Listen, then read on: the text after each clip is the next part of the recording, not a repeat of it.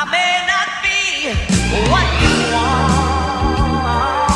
yeah, but I'm all you'll ever be. Kids in Brooklyn. Good morning and welcome back to the channel. It's been a while since I've posted something. I think it's been a couple of weeks, but not really by choice, but because I started working on the car a couple weeks ago to install some lower control arms from the SI, and I came across an issue, and you're gonna see that right now. And I came across my first hurdle.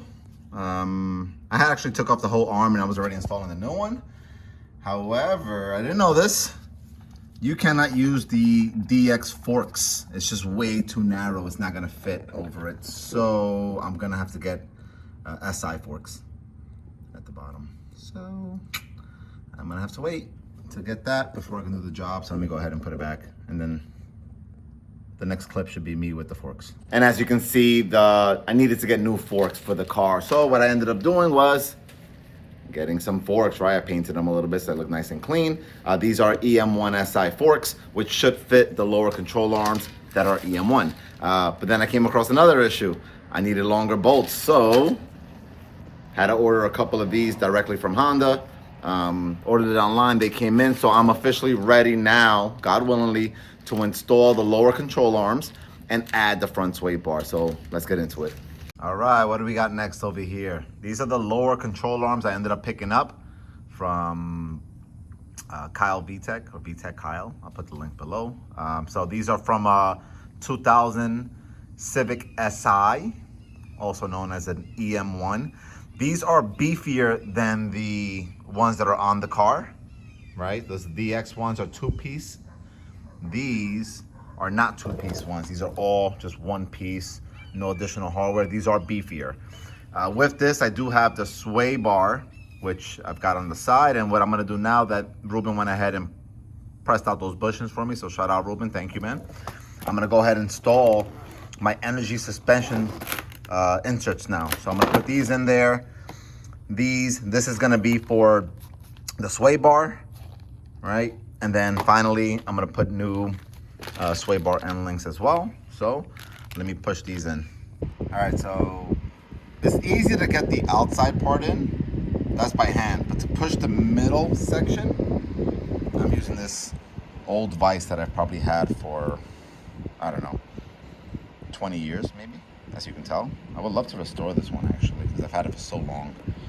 But yeah, I'm gonna press this one in and keep them moving. So I'm glad I still have this vise, because you definitely need something to push that in. All right, there you have it. This is one done. That one was okay, that was easier. This one was harder. I like really had to like hammer in that pin, that metal inside pin. Did not really want to fit them in there, so I just had to hammer it in with a socket, and I got it in there. I don't ever plan on replacing this, so hopefully that's right. But this one's done. Just got to clean it up with some brake cleaner to get all those fingerprints off, because I did paint them to look a little cleaner. So let's work on the other one now. All right.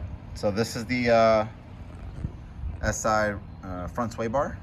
I've got to take off the end links, and I'm going to replace those bushings for the ones that I picked up that are urethane, from polyurethane. So let's take those off, clean this up a little bit, and get it ready for the install.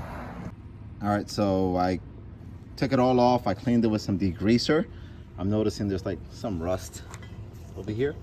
So I'm gonna knock that all off, clean it all up, and then give it a quick coat so that it looks nice and clean and semi-new.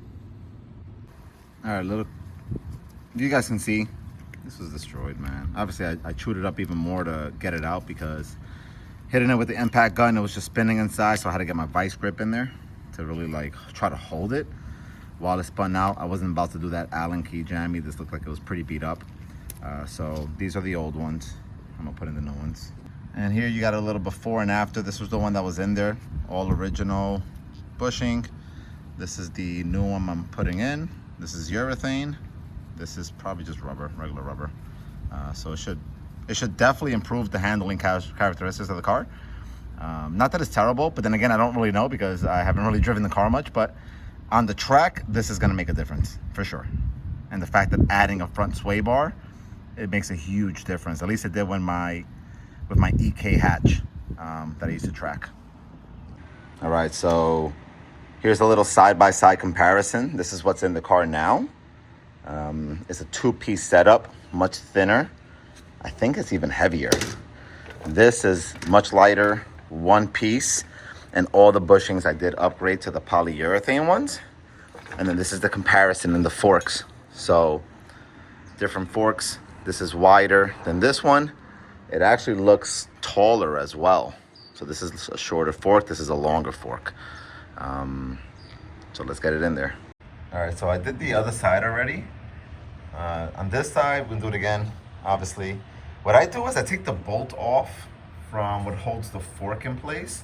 I take that nut off and I actually thread it on slightly on the bottom of this so that when I have to use my tool to break that loose, it doesn't smash the end of this. Now, I don't know if that's just my way of doing it or if people do that all the time, but that's just something I like to do.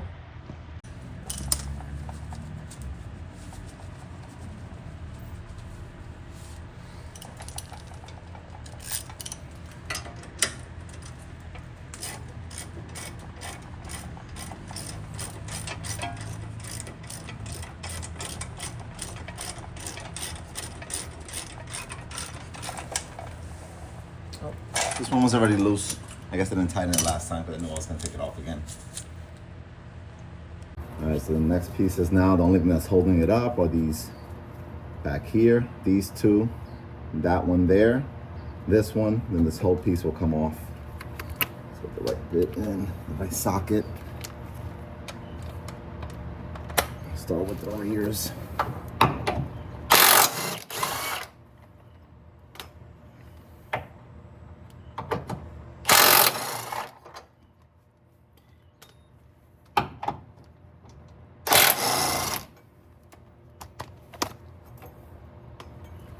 This one here, but I can't fit that through the oil because of the oil pan, so I'm gonna have to do that one by hand.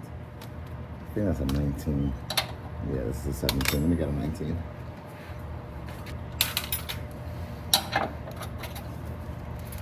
There we go. Now I gotta take this crap off.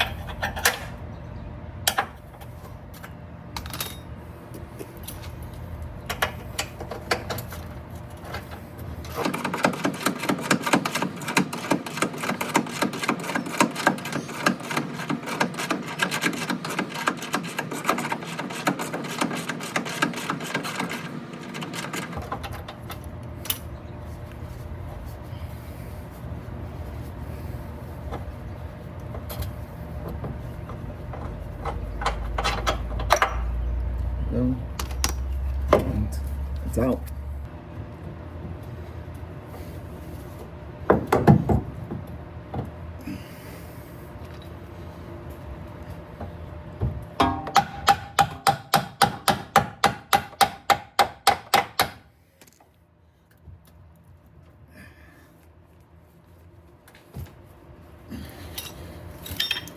There we go.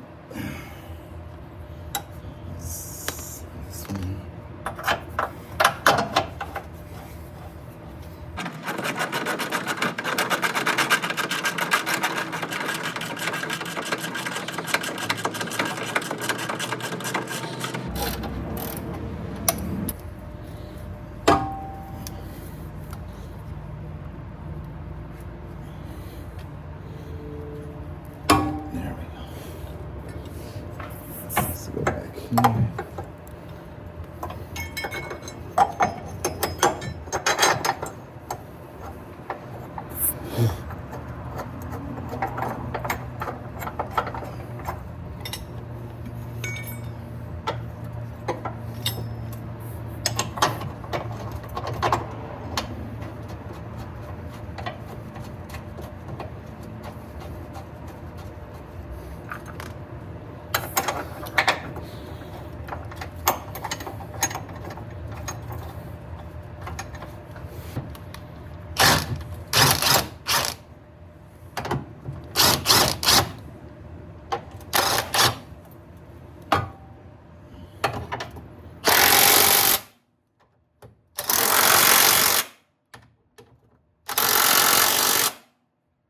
All right, so the new lower control arms are in, forks, everything's bolted down. This crap is all loose. That shouldn't be like that, so I'm gonna snug that up. Not that I'm keeping this, because I am swapping this out probably within the next couple of weeks. Actually, I'm not even gonna mess with that because I'm not even driving the car, so that shit's staying just like that. Excuse my language. Now I have to put the sway bar in, so I had to de-link the shift linkage, and I had to drop my exhaust manifold because mine's all welded on, so that I can now put the sway bar. What I did notice, and I'm a little upset about, is I'm noticing it's a little wet over here, and I don't see it leaking from anywhere. I hope it's not the rear main seal, because when I did the transmission job and the clutch and flywheel, I didn't notice it leaking from there. So I'm hoping it's somehow the gasket, maybe the oil pan gasket. I don't know if that's what it is, but that's a little bummer for me. But it is what it is. I'm gonna probably take off these bolts and this little cage if I can. Oh, I don't think I can either, man. We'll see. We'll see how I feel about that. Not a big concern right now, but I am a little upset about that, because I would not want to take this off again. I'll probably just run it like that till I destroy this engine and then get a new engine. All right, so they're bolted up. These are the polyurethane bushings. I put the grease on both the inside and the outside. I now have to put the end links. So I do have end links, some new ones. Let's get those installed. Let's see what they look like. This one with some Dorman ones, just regular, newer ones. Can I open this one-handed? There you go. Real basic, but they're new, they're fresh. So let's get these on. And then we're done with the sway bar install. Then I've got to put back everything that took off. The other side already. All I'm gonna do is tighten up this. I probably should have put it on the bottom already, because it's uncomfortable to get to this bottom one. But the top one's not terrible. I'm using a 13-inch on the inside to hold it from spinning around. Once I can line that up. And then I'm using a 16 just to tighten up that bolt. I don't have a 16-inch open end wrench, so I've been using something else. The adjustable ones. Always good to have one of those.